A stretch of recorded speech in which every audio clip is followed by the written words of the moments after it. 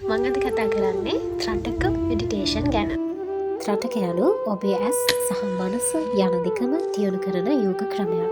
හතයෝගේ එන ෂට් ක්‍රියා නැත්නම් පිරිසිදු කිරීමේ ක්‍රියාවන් 6න් එකක් වන ත්‍රටක නොසෙල්වී බලා සිටීම යන අර්ථය දෙනවා. නමුන ලෙස පහන් දැල්ලක් හෝ ඉටිපන්දම් දැල්ලක් භාවිතා කරන්න පුළුවන්.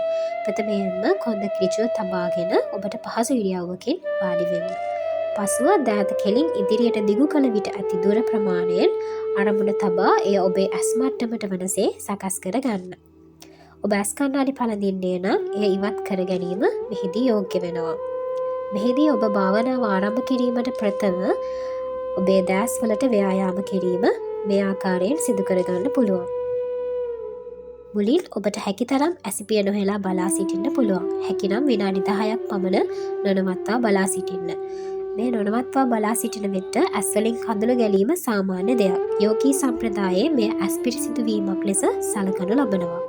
එයින් ඔබේ ඇස්වල තියෙන පීඩනය මුදා හැරෙනවා. මෙය දිනකට විනාඩි 10ක් පමණ සති 3ක් පමණ නොකඩවා සිදු කිරීමෙන් ඔබගේ ඇස්වල තියෙන පීඩනය මුදා හැර ඔබගේ මානසික ඒකාග්‍රතාවය වැඩි කර ඔබගේ ආධ්‍යාත්මික දියුණුවට මඟ පාදා වේ.